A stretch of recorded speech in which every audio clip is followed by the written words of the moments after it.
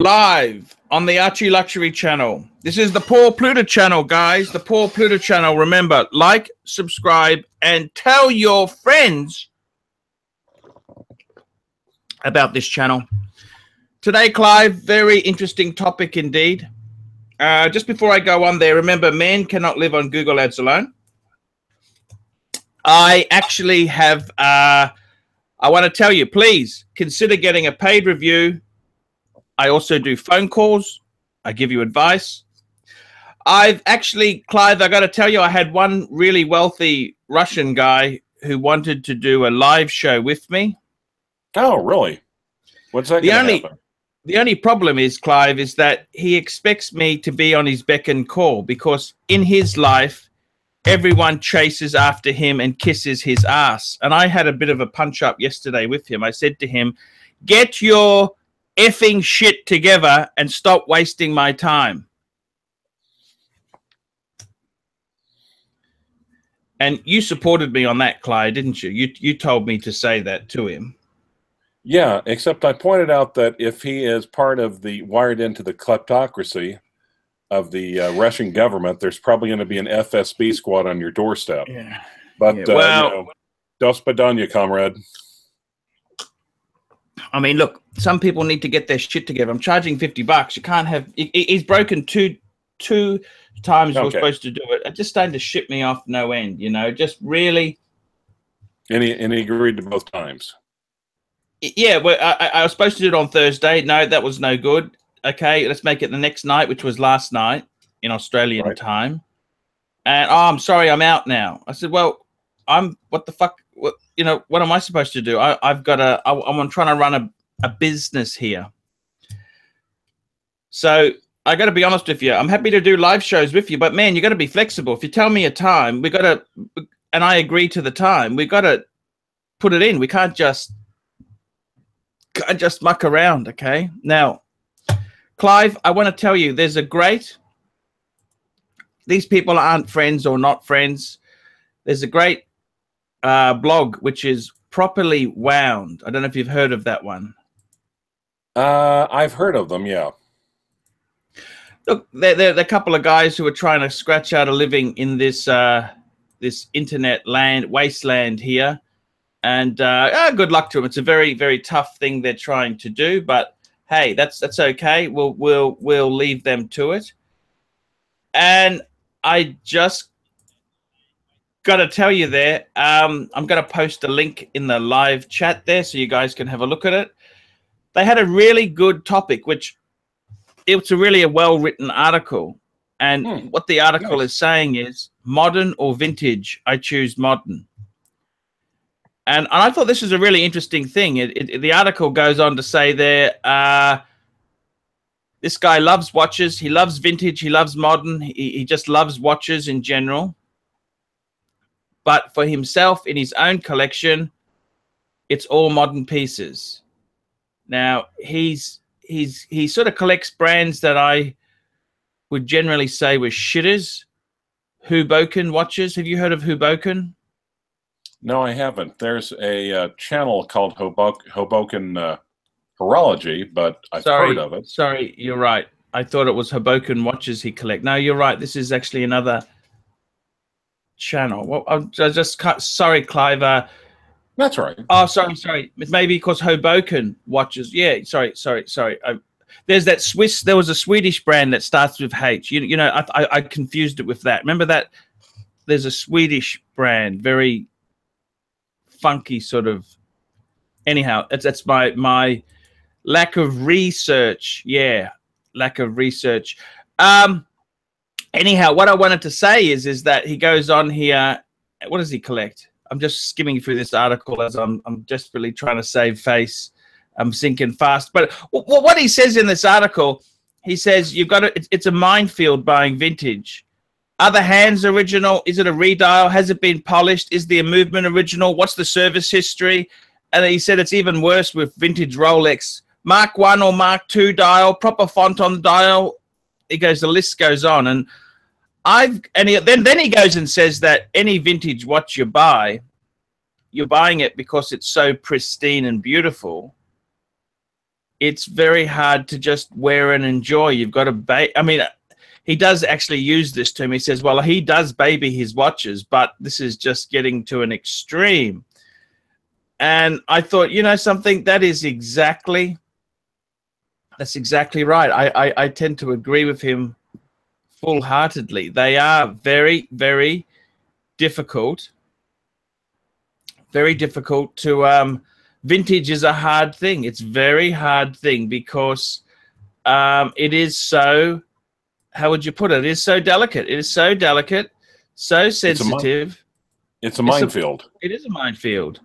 So I wanted to say, Clive, I invited you on the show here, and we've both got very, very different collecting strategies. I'm a 90s and noughties guy.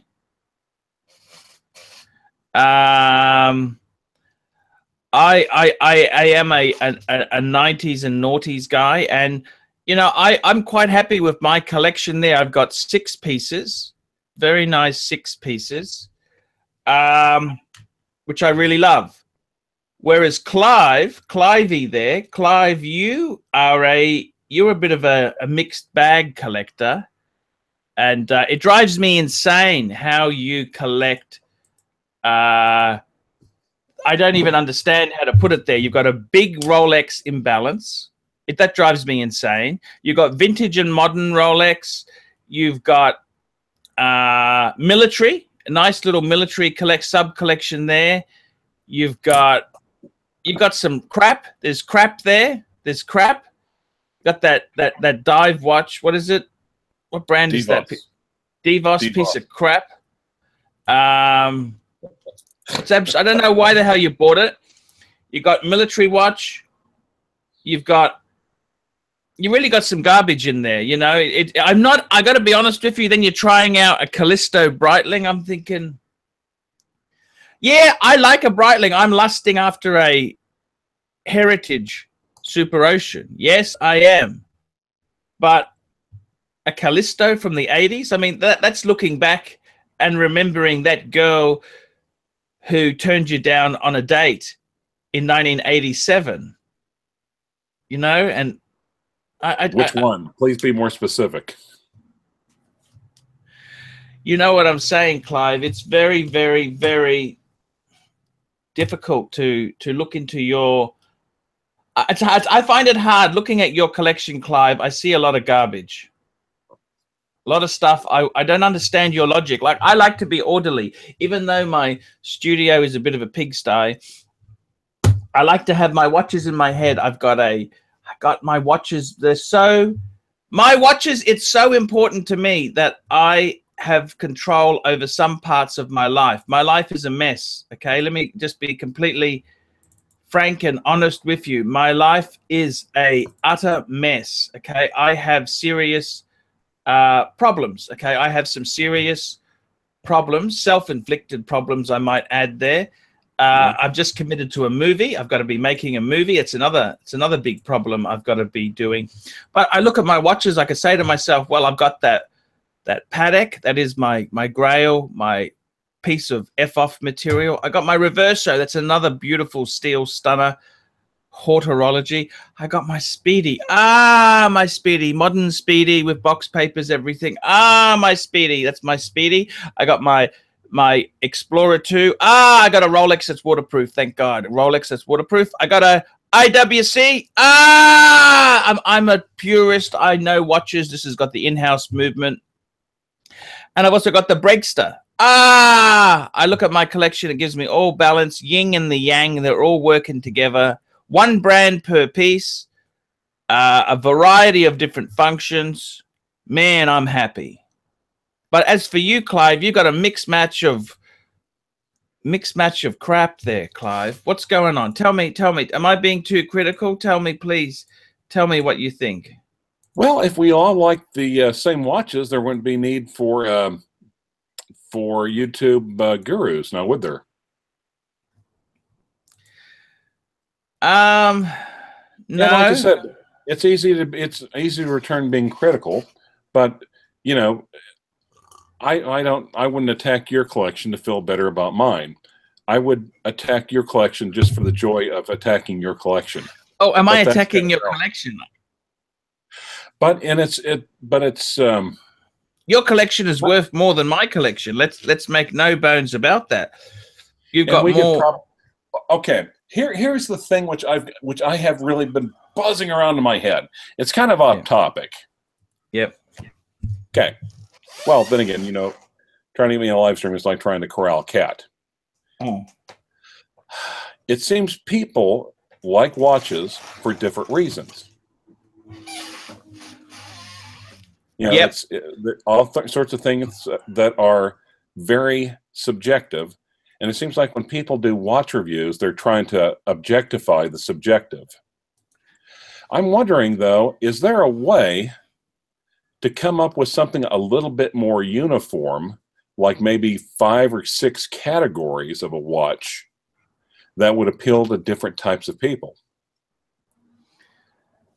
Ooh. And thus make it more subjective.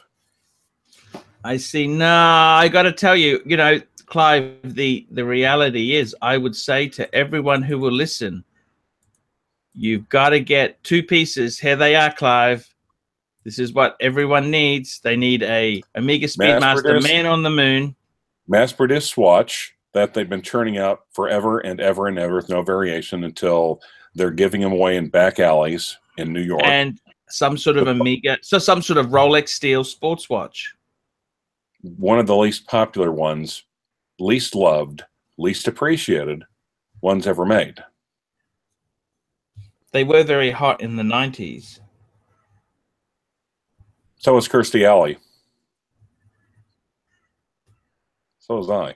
Well, more hot. Yeah. And like I said, you were sophisticated. You weren't hot. You were the pipe smoker. No, that was 80s, dude. 80s. Oh. Yeah. Okay. That was 86. Can't believe you saw that on Facebook. My friend Val, sorry, Colonel Fennell, retired, United States Air Force Medical Corps. And like I said, but there are certain things about the watches that would speak. I mean, and different people would like them, but possibly for different reasons. Yes, now, I know. Clive, I'm sorry to beat up on you, but you got modern, you got vintage, you got such a mixed match. Is there any logic to it? I mean, overall, no. On the other hand, I run across, I mean, and keep in mind, there has to be a certain amount of emotion to it. I think my military watches have a strong sense of history. They're a little bit off the beaten path. They're not the most common variant. They've got a good story to them. Clive, I'm going to do something just as you go there. Wristwatch change. It's time to change. Okay. I am taking off my IWC. And let me tell you, before I take it off there, I put it on the little cushion. I'm just going to give it a little bit of a wipe over on the glass. You know what I'm going to wear today, Clivey? The in manure. That was the in manure, Clivey. Okay, the Breguet. I'm actually going to wear that horrible piece of swatch garbage you said that had been out forever and a day. Overproduced Swiss garbage. Yes, thank you. I quite liked the way you referred to her. That was quite erotic. And also, and like the Italians, I'm going to switch sides. So I'm taking off the German DH watch. And like the Italians, I'm switching over to the Allies with the A11 made by Bulova, silver case, 1943. Now, Clive, I got to tell you this, in all honesty, right? Do you seriously think someone who's coming into the hobby, right? I was talking to a guy today. Let me just tell you a guy I was talking. This is a Scottish guy. Okay, they're renowned for being. How do thrifty. I put this politely? How do I put this politely? Thrifty. They tend to be as mean as fish's asses. They're tighter than fish's up. Okay. Yeah. And I was talking to him today about wristwatches. Actually, he's not that bad. He sent me a beautiful bottle of scotch. Can I say that too? Yeah, actually you can. He just bought a two-tone he just bought a two-tone Daytona from a dealer, an AD in Australia. And he went overseas, went over to Scotland to get married. Okay. He's just come back from his wedding. Mm-hmm. And what he's actually done is this guy here has actually, what he's done is he's claimed the tax back, but he has to leave it overseas for a year before he brings it back. Okay. So he's going to leave it with you? No, he had to leave it in Scotland. He is in Australia. Okay, gotcha. So anyhow, the thing is this, right? I got to tell you the story. So he's got a two-tone Daytona, white dial, beautiful piece. Mm-hmm. And now he's thinking about his hobby. This is his one expensive watch. What does he do? I said, wouldn't it be so cool? He's already started the R word, okay? He's saying, I want to get another Rolex. And I've said to him, hang on a minute, Rolex is pretty crappy value for money. They're expensive. He actually paid about 17,000 Aussie dollars for the Daytona. They were not, it's a considerable, considerable purchase, about 14,000 US. So that's a fair bit of money. Okay. What does he do? Does he go into a collection of I said to him, wouldn't it be beautiful just to have different chronographs, a collector of chronographs, like a Daytona, get an Omega Speedy, a Breguet Type 20, a Navi Timer. Wouldn't it be beautiful? A Tudor chronograph, maybe? Right. Wouldn't it be beautiful to have a collection of just chronographs? What do you think? Yeah, but what would be the personal connection with him for chronographs? Is it just simply because he likes them? Does he have a race car? Is he very punctual and time efficient? Time is money? Or is it just because that's effing cool? I just kind of thinking, how could he develop his collection? I mean, he's got two ways to go. He can either, he's starting to become a Rolex fanboy, okay? Right. And you got to watch these guys. The Rolex, there is more to life than just Rolex. You know that? True. There's also suffering and death and horns. Rolex, suffering, death, horns. Let me be honest with you there. It's pretty damn Rolex can be pretty damn expensive. Like he's already starting to talk about, does he get a 1675? Does he get a black ceramic GMT? 1675 GMT1, right? Yeah, that's right. Yeah. Okay. Yeah. Or does he get a Hulk?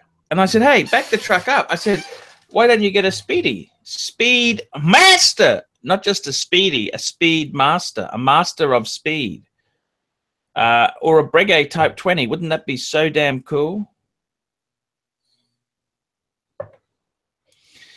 And this is the thing. He's got a beautiful, I mean, I don't know about you, Clyde, but these watches are damn expensive. What do you think? They are, but they're also, if you buy well, they're also good value propositions. And let me play devil's advocate here, or you. Yes. The thing is, most people, I mean, I think there has to be logic, and there has to be an emotion behind a watch purchase. You have to study hard. You have to do your homework. You have to check out the facts and figures and the sums. But it also has to make your heart pitter-patter at the same time. And the crappy part about that is you really don't know. You can look at pictures and everything. It's not until you put the sucker on where you get that, ooh, you got to have that. The nice thing about Rolex, though, is if you buy well and you do your homework, even if it doesn't give you that feeling, make your heart beat a little faster, at least you can get out of it and move on to something else or try something else. And that's, I mean, that's why in a lot of ways everyone likes Rolex. It has, you know, and you could say, and I know the haters out there basically say it's the Dyson of the luxury watch world, where it's like, you know, half engineering and half marketing. But if you're getting into it new, you won't drown if you buy well. That's why, I mean, I've called it the kiddie pool before. Yeah. There also has to be a personal connection with your watches. I see what you're saying. What about for you? You just buy whatever Uber Oki offers you? No, I do. I look at it first. I do the research and check out the story, among other reasons. I mean, I do have a little bit, you know, I do have a little military background, so I do kind of get into military watches a little bit. I'm a historian, and I'm wearing pieces of history on my wrist. I mean, on my wrist. These are actually not reproductions. They're not homages. This right here was, I mean, worn probably over Europe on by some motherfucking hero on a B-24 Liberator or in a P-51. Yes. You know, how is that not cool? That is just cool. I know what you're saying. This helped save. This helped win the war. Yeah, the A11. Yeah, and it's a 1943 Bulova, and Bulova, and most of them are plated base metals. The Bulova, for some reason, for some odd little thing, in 1943 they went with a silver case. Not a whole lot of them. And the dial. And during the early part, they decided we're not going to put any lume on the dial because these assholes are in airplanes. They have lights, so we don't need to lume them up. Yeah. And just look how minty that dial is because of the lack of lume. I mean, I think modern watchmakers could learn something from this. My beat up bullshit 50-year-old eyes can read this clear as a bell. And so, I mean, yeah, and you know, and I even managed to score the right. I mean, this is the proper band for it, for Pete's sake. Yes. Now, on the other hand, when I'm feeling kind of dark, then I can put on the Nazi watch, or you know, also a great story behind it, and the World War I as well. Yes. The World War I, and people call it a trench watch, and technically it's not a trench watch because Signal Corps, it was made by Zenith for the American Expeditionary Force in 1917. Special dial, Signal Corps, and then Zenith below. A lot of lume on it, but it's held up fairly well. The Signal Corps officers were basically in the back running wires or trying to run the radio. And actually the first AEF flyers, like Eddie freaking Rickenbacker, wore a watch like that one. It's Swiss. It's a century old. And I think all three of them really, you know, just like the heroes of the greatest generation are rapidly leaving us. Are you ever scared that one of these watches you have there will haunt you? Do you ever have ghosts or any sort of does that ever worry you? No. Well, no, not even really the German ones. I mean, you know, actually the German ones were taking off dead Germans. So the Wehrmacht.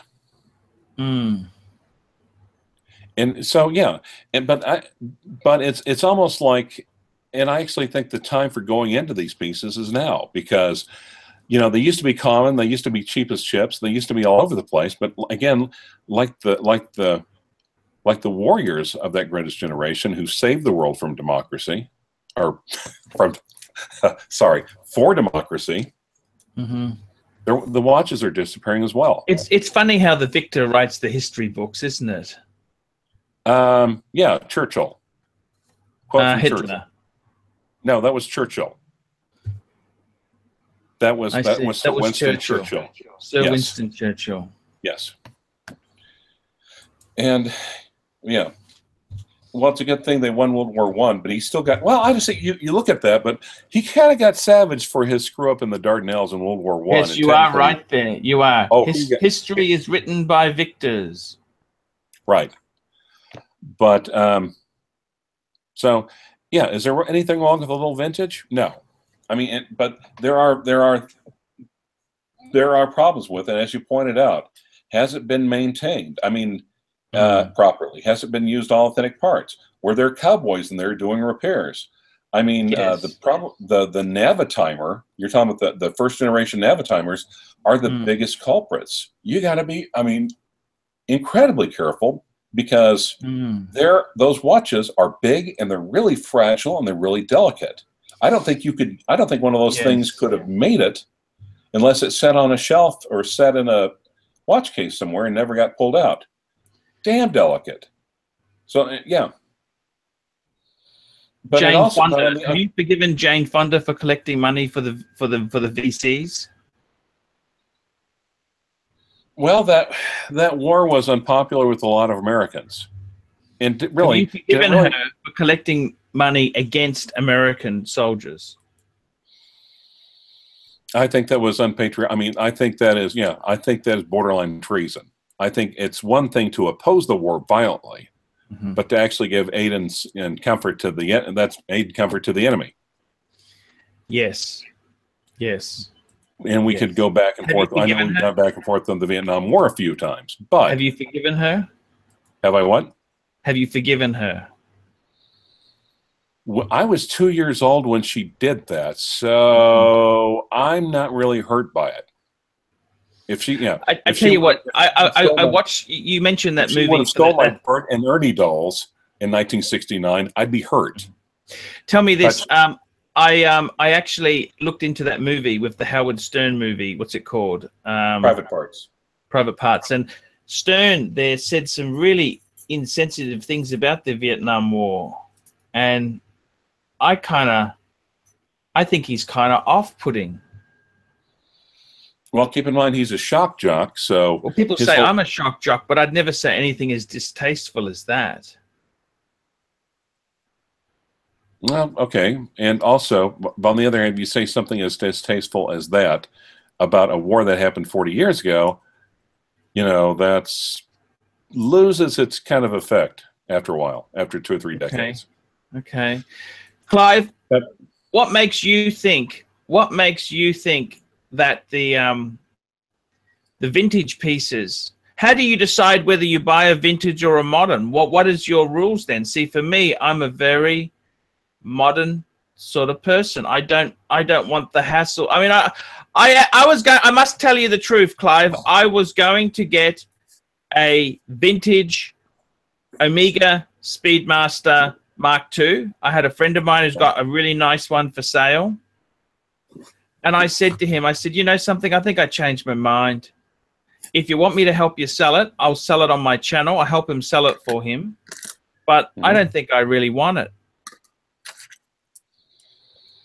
You know what yeah, well, it's part of doing the homework. So 90s and noughties. Yes. What do you think? What about 80s?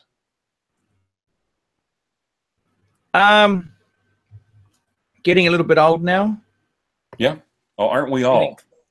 Aren't we all? Getting a little bit old. Yeah. But on the other hand, you know, the purple, it's a different dial. It's dark. It's nights. It has the opportunity to have patina on it, which the new ones will never have. And the older it gets, the more it distinguishes itself from all the 166 13s, 160, and that came after it. And certainly, it wouldn't be mistaken for a ceramic bluesy across the room. Yes. So something like that. Well, okay. If someone came along and put in a third-party part and say, oh, I don't know, 1994 instead of a Cogwell made a generic one instead of a Rolex one, would that really make a difference? I mean, I understand what they're talking about, third-party parts, blah, blah, blah, blah. But I only think that makes a difference if you're looking at ultra rare ones, ultra expensive ones. Well, the other thing is too, you've got to remember, sometimes the worst thing you could do is send it into Omega or Rolex for servicing, because with a lot of Omegas, what they would do is, as soon as they sent it in, they would automatically change your hands. The hands, Right. They would automatically put a new hands on. And if you look at the early Speedmasters, the ones that are very, very valuable are the ones with original hands. But if you would have sent it into Omega for servicing, they would have always changed the damn hands. The loom doesn't work on these hands anymore. Obviously, we have to change them. Hey, Jorg, what hands do we have? Any of these hands left in the drawer? No, we only have the ones for 3 generations after that. Screw it. Let's put them on. Hey, look at this puppy light up in the dark. This got to be real happy now. And probably the guy was happy. And Rolex is probably even worse. Yes. I mean, I wouldn't take it to, and certainly, I think once a Rolex gets to a certain age, Rolex isn't going to want to work on it anyway. Yes, that's a very, very true point there. Some watches are getting harder to get parts for in this, and the sad thing is that a lot of these companies are restricting parts. They are restricting parts.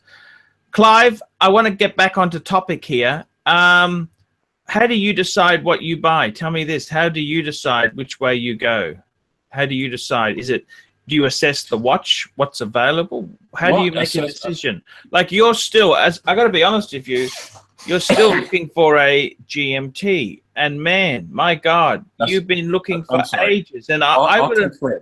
Au contraire, a second GMT. Sorry? A second GMT, au contraire. You've got a GMT? Gold nipple dial, dude. 6 amp. Oh, yeah, of course. The two-tone. Yep. What's that? That's it. What reference is that?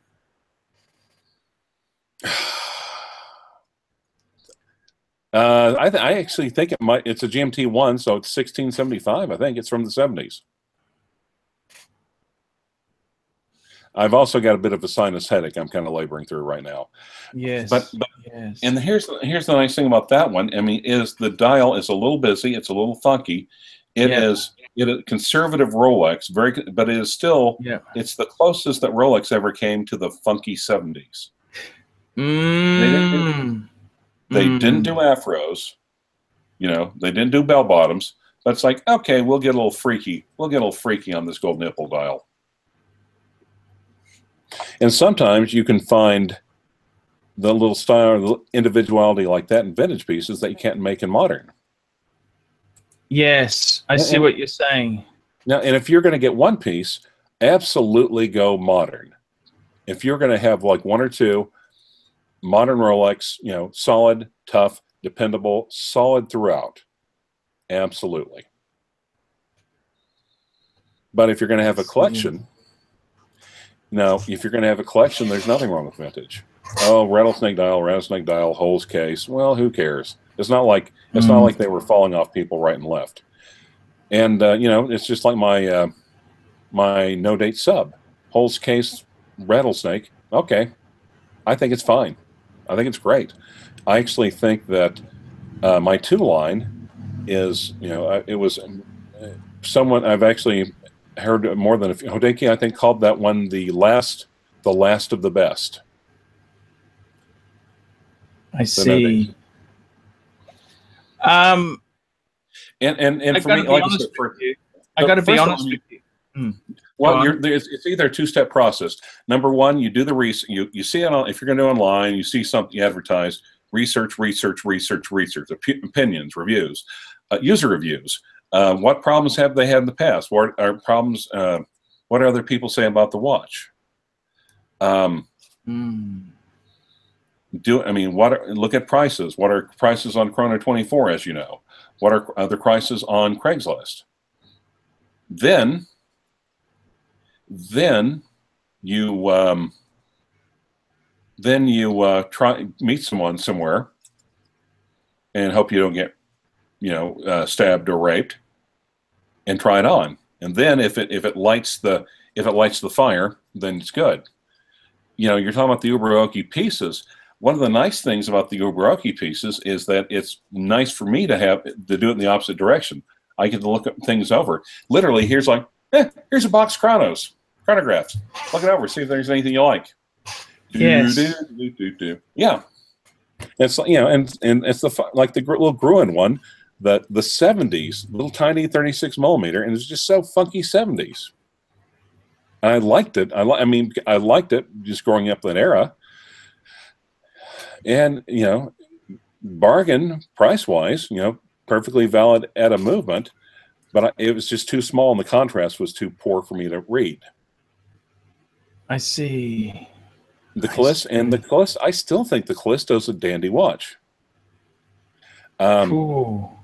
Reverse Panda, well, like I said, so it's got the same movement as it's got the B11, which is basically the same movement that Speedmaster Man on the Moon watch had when it was on the moon. Yes. Bullet bracelet, nice little funky style, easy to read, and it's something they didn't churn out repeatedly for 30 years. I see. What things are you going to be looking? Well, what are you considering at the moment? Tell me this. Well, possibly a new dial, but I'm kind of really happy right now. I might, I might go back and reevaluate some pieces. I might go back and play at the DeVos, and that is a bad thing because, it's almost like being a Catholic dad. You got so many kids, you really don't know. You don't get to spend a whole lot of time with each one. I see. Yeah, so I might have to go back and just do some extended work for each one for a week and reevaluate it.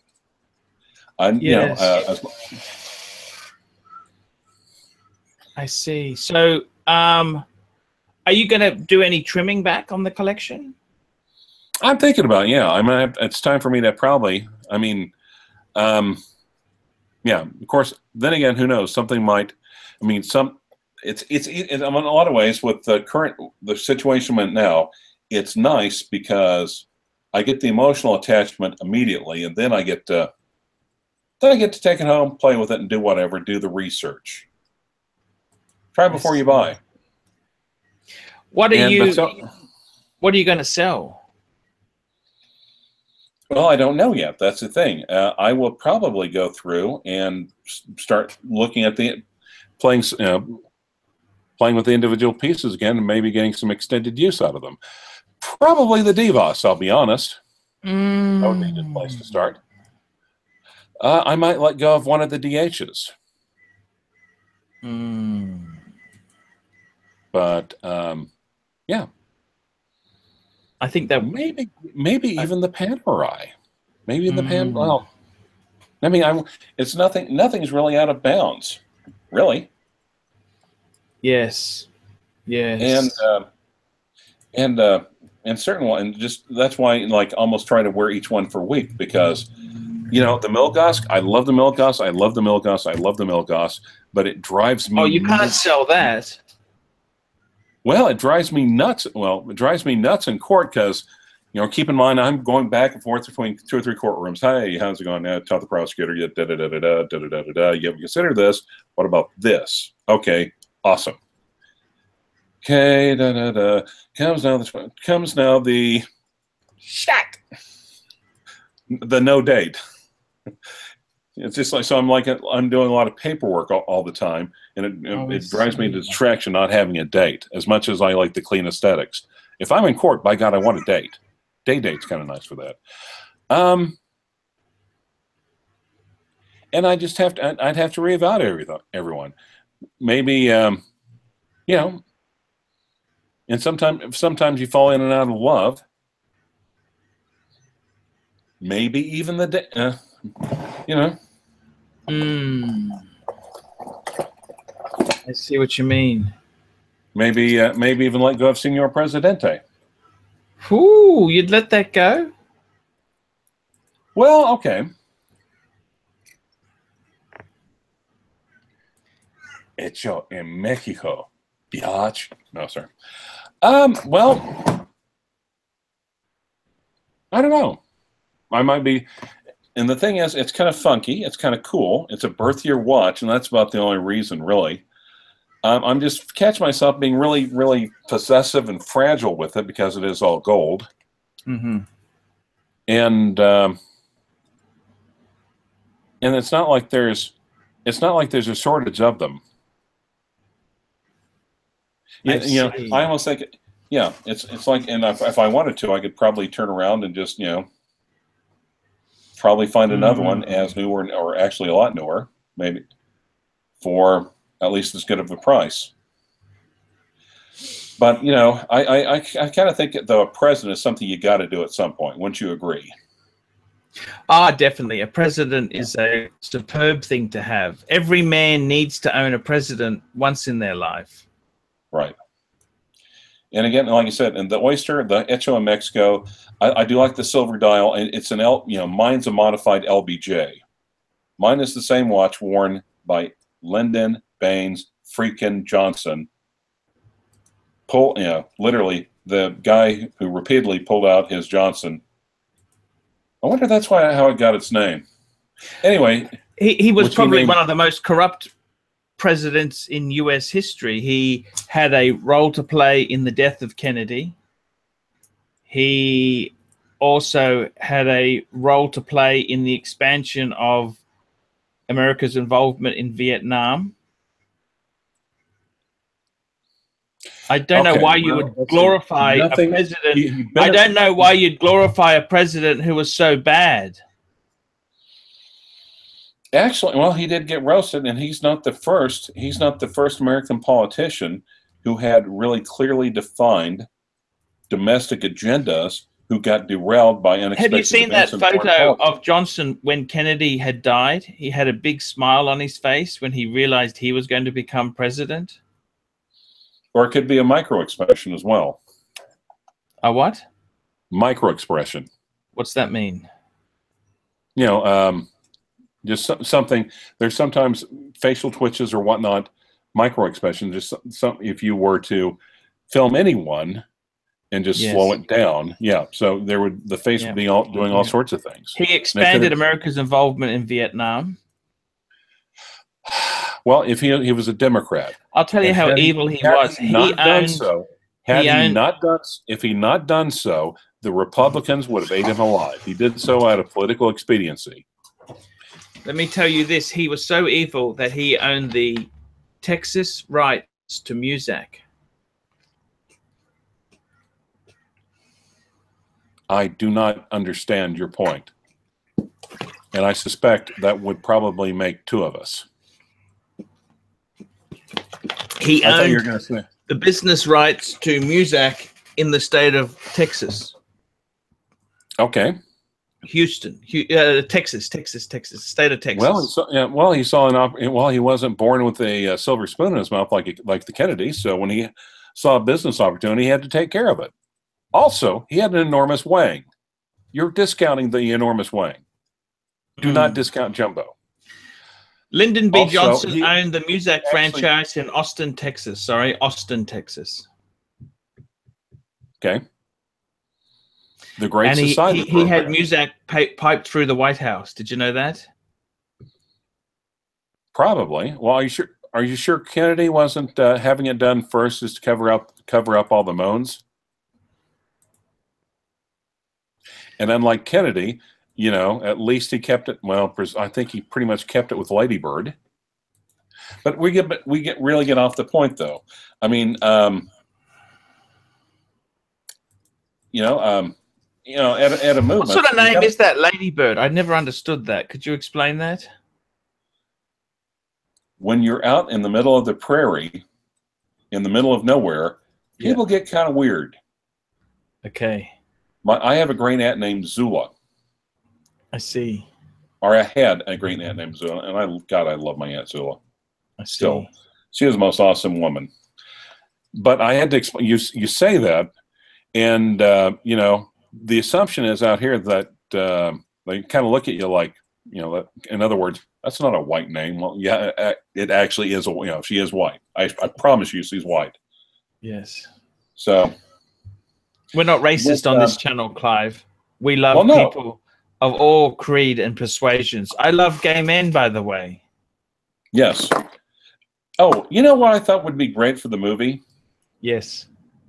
I thought it would be great if you were to have maybe Christian and Mark act like they were being interviewed by or hassled by reporters and giving statements about you. Actually, Clive, I've got an idea. I was What's actually that? going to give people bit parts in the movie for a fee. Okay. Awesome. Are we going to cut and go to that one? Do you want to do that? Let's do that. Awesome. Okay, thank you. We could, okay. LBJ had a big dick!